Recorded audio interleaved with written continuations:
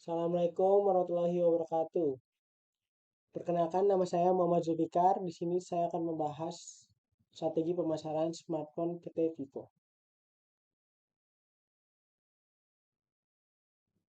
Baik, untuk slide kedua ini tentang kondisi pasar smartphone.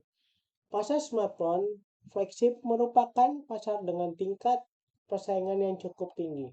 Berbagai merek besar seperti Samsung, Xiaomi, Realme, dan Apple saling berlomba menawarkan inovasi teknologi, kualitas produk, serta citra merek. Konsumen pada segmen ini tidak hanya mempertimbangkan harga, tetapi juga kualitas, fitur, unggulan, dan presentasi merek.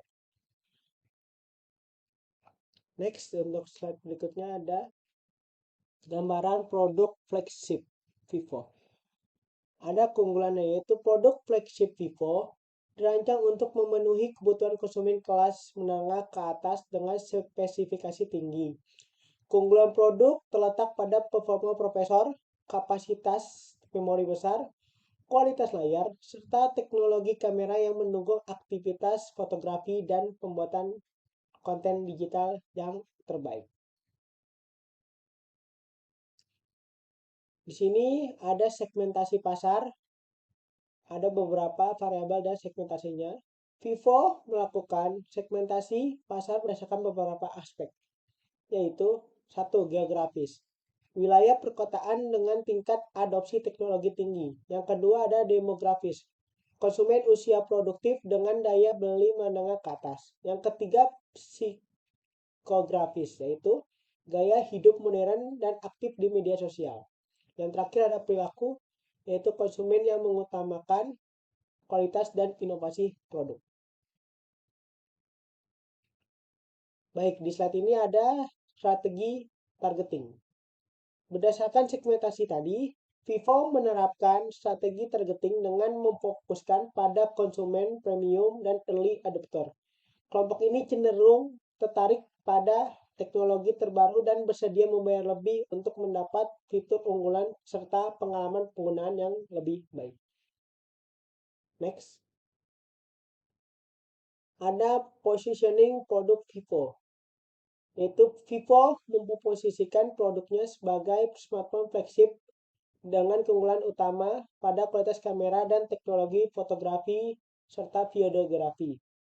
Positioning ini bertujuan menanamkan persepsi bahwa Vivo merupakan pilihan tepat bagi pengguna yang membutuhkan smartphone untuk aktivitas kreatif dan profesional. Next. Untuk strategi penerapan harga, yang ditetapkan Vivo adalah value based price skimming. Apa itu? Yaitu menerapkan harga relatif tinggi pada tahap awal peluncuran produk. Strategi ini didasarkan pada nilai yang dirasakan konsumen terhadap fitur dan kualitas produk. Kemudian harga disesuaikan secara bertahap seiring dinamika pasar dan persaingan. Oke, di sini ada strategi promosi. Dalam mendukung pemasaran produk flagship, Vivo menggunakan strategi promosi terpadu melalui media digital dan offline. Kegiatan promosi meliputi kerjasama dengan influencer, kampanye media sosial, event pengalaman produk, serta program penjualan seperti cashback dan building untuk meningkatkan daya tarik konsumen. Oke, di sini ada strategi mengalahkan kompetitor atau saingan menghadapi persaingan Vivo. Untuk menghadapi kompetitor utama, Vivo menekankan diferensiasi produk melalui inovasi kamera dan teknologi berbasis AI. Selain itu, Vivo juga memperkuat layanan purna jual dan citra merek premium agar mampu bersaing dengan merek lain yang menawarkan harga lebih rendah maupun ekosistem yang lebih luas, sehingga menciptakan produk-produk Vivo yang akan lebih terbaik. Oke, kesimpulan dari semua slide-slide yang saya bacakan tadi, yaitu berdasarkan analisis yang dilakukan, strategi pemasaran Vivo dinilai sesuai dengan karakteristik pasar flagship. Kombinasi strategi, segmentasi yang tepat, positioning yang jelas, penetapan harga berbasis nilai, serta promosi yang terintegrasi memungkinkan Vivo untuk mempertahankan daya saing di tengah persaingan industri smartphone yang ketat. Di sini ada beberapa referensi jurnal, yaitu dari Amalia 2024 dan Saini 2023. Mungkin cukup sekian presentasi dari saya. Kurang lebihnya saya mohon maaf. Wassalamualaikum warahmatullahi wabarakatuh. Baik, di sini saya akan melanjutkan tentang studi kasus bisnis transportasi online Cuanjek. Studi kasus ini membahas strategi bisnis Cuanjek sebagai penyedia layanan transportasi online lokal dalam menghadapi persaingan dengan perusahaan besar seperti Gojek dan Grab.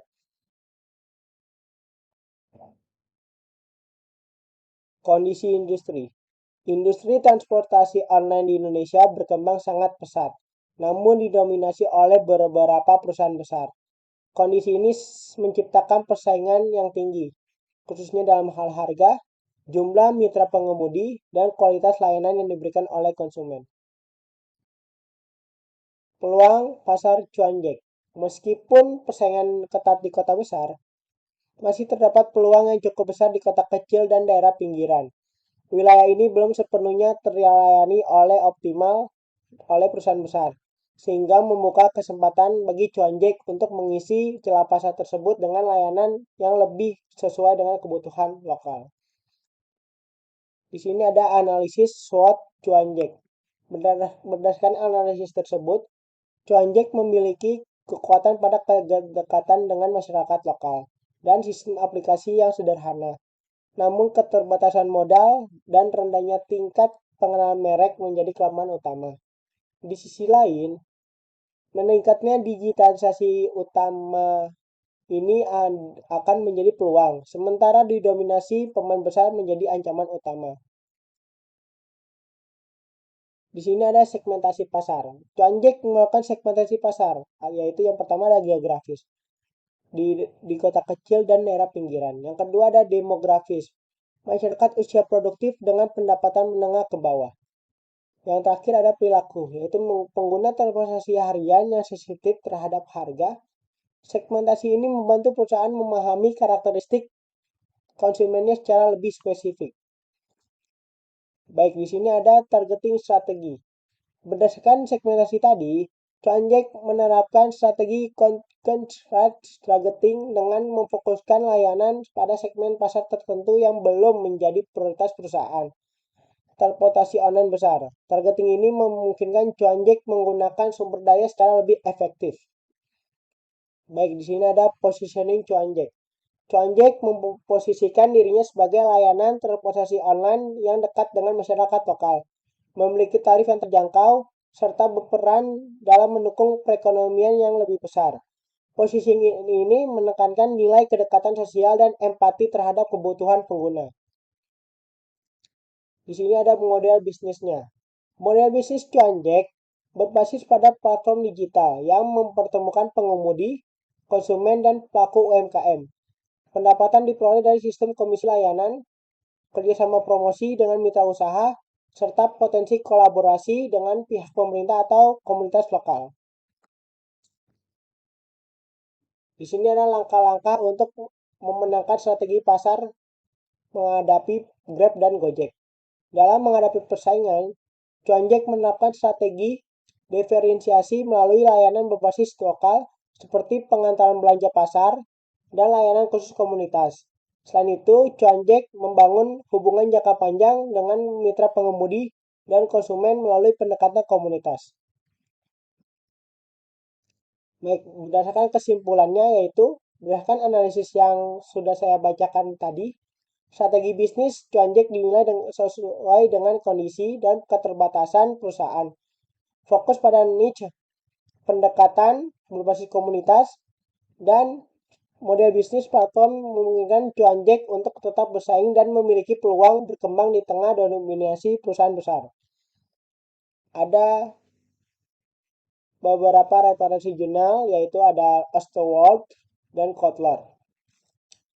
Baik, terima kasih atas perhatiannya. Wassalamualaikum warahmatullahi wabarakatuh. Baik, lanjut ke studi kasus ketiga, yaitu tentang analisis strategi lokasi head-to-head minimarket modern, yaitu kasus Alfamart dan Indomaret. Lokasi di Menteng Atas, Jakarta Selatan, jarak antar toko kurang lebih 400 meter. Ini adalah isi wawancara saya dengan Mas Fari. Saya nanya, menurut Mas Fari, kelebihan toko Alfamart dibanding Indomaret itu apa saja? Mas Fari bilang Alfamart di sini buka 24 jam dan bisa bayar keris walaupun di atas jam 10 malam. Terus saya menanyakan strategi apa untuk menarik pelanggan seperti diskon, promo harian, member card, atau layanan. Terus Mas Fari bilang kita ada promo mingguan dan terus murah juga dan variannya mulai dari Rp5.000 dan Rp9.000. Terus saya menanyakan juga apakah punya strategi khusus penonton lokasi. Dia bilang ada, itu sudah direncanakan sebelum membuka cabang di sini. Video wawancara ada di bagian akhir presentasi. Terus saya juga wawancara salah satu konsumen di Alfamart yaitu bernama Alfaridi. Terus saya menanyakan juga kenapa memilih belanja di Alfamart. Terus Alfa menjawab karena dekat dari rumah dan butuh barang cepat tanpa antri. Terus saya menanyakan juga menurut Alfa keunggulan Alfamart dibanding Indomaret itu apa saja. Alfa bilang harganya lebih murah dan sering ada promo. Terus saya menanyakan juga apakah program promo dan member berpengaruh pada pilihan Alfa. Iya, katanya poin promo member cukup membantu dapat harga lebih murah. Video wawancara saya dengan Alfa ada di akhir presentasi.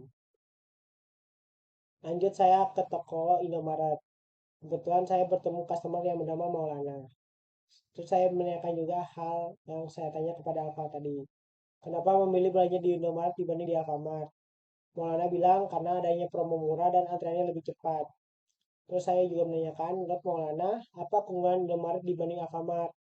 Maulana bilang di sini banyak diskon yang menarik. Terus saya juga menanyakan apakah program promo member dan berpengaruh pada pilihan Maulana. Kata Maulana berpengaruh karena membuat harga jauh lebih hemat. Video wawancara saya dengan Maulana ada di akhir presentasi. Lanjut di sini perbandingan yaitu dari harga promo di Alfamart lebih murah dan promo. Kalau di Indomaret ada diskon produk tertentu. Terus akses dan lokasi kalau di Alfamart itu dekat pemukiman dan mudah dijangkau. Sedangkan di Indomaret itu strategis di jalan utama area ramai. Terus program member itu kartu member Alfamart dan promo khusus. Sedangkan Indomaret itu ada Indomaret Card dan aplikasi i1. Di sini ada analisis teori lokasi yaitu hoteling teori. Toko saling mendekat supaya rebut pasar lama. Yang kedua ada store clustering yaitu traffic meningkat karena area tujuan belanja. Sumber jurnal yaitu ada Seong tahun 2022 dan Selkova tahun 2005. Di sini ada insight lapangan. Yang pertama ada konsumen memilih karena promo dan pelayanan. Yang kedua toko sama memanfaatkan traffic dan keramaian yang sama. Yang ketiga lokasi head to head cegah pesaing ketiga masuk. Kesimpulan observasi saya yaitu satu pemilihan lokasi dekat. Strateginya adalah menguasai pasar. Yang kedua pesaing bergeser dari harga, pelayanan, promo, diskon dan lain-lain. Yang ketiga, konsumen diuntungkan karena lebih banyak pilihan di antara Indomaret dan Alfamart.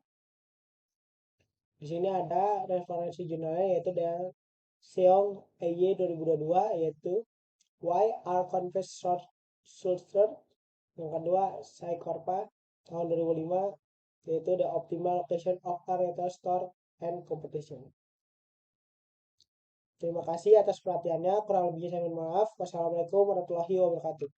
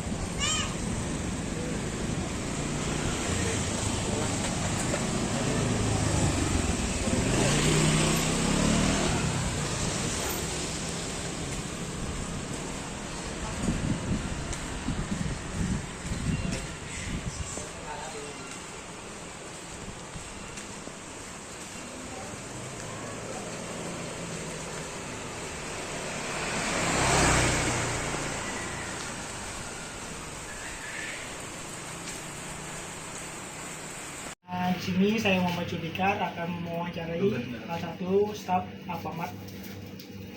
Abang, menurut abang kelebihan toko ini dibanding masyarakat sebelah apa saja? Kalau toko ini tuh bukanya 24 jam non-stop ya. Nah, udah gitu kalau untuk belanja tuh bisa pakai QRIS gampang, dari jam 10 pun bisa.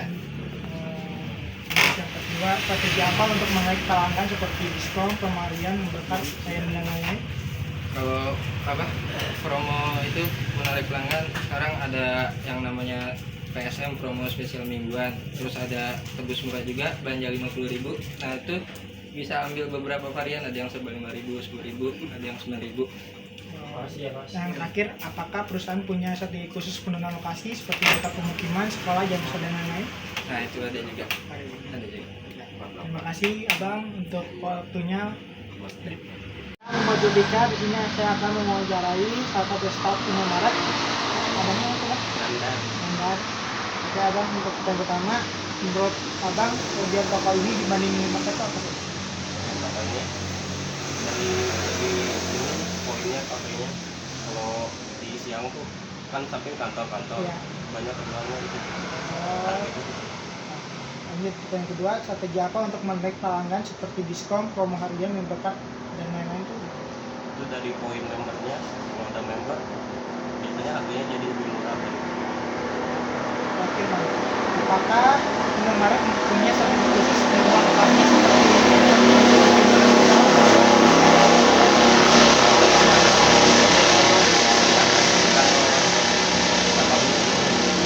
itu tergantung dari perusahaan. Dengan apa? Apa? Harus kerja apa? Mister. Oke, kenapa pilih baju Alfamart dibanding Indomaret? Karena lebih dekat dari rumah dan lebih ingin belanja di Alfamart karena lebih murah. Oke, yang kedua, menurut apa keunggulan Alfamart dibanding Indomaret apa? Harga lebih 40 lebih murah dan sering ada promo. Promo yang terakhir, apakah promo dan member berpengaruh pada Alfa? Iya, poin member cukup bantu untuk dapat harga Ini harga berapa Alfa? harga 20.000. Dari awal harganya 20.000 ya? Iya. Terima kasih. Nah, dengan apa? Dengan Maulana. Maulana habis belanja di Indomaret ya? Oke, saya ada pertanyaan buat Maulana. Yang pertama, kenapa memilih belanja di sini dibanding Alfamart? Dikarenakan promonya lebih murah dan harganya yang lebih murah. Terus yang kedua, menurut Maulana, apa keunggulan toko ini dibanding Alfamart? Karena di sini lebih banyak promo dan yang banyak harga. Terus yang terakhir, apakah promo dan member pengaruh pada Maulana? Pengaruh karena promo itu bisa membuat kita lebih hemat. Jadi apakah yang Maulana beli ini?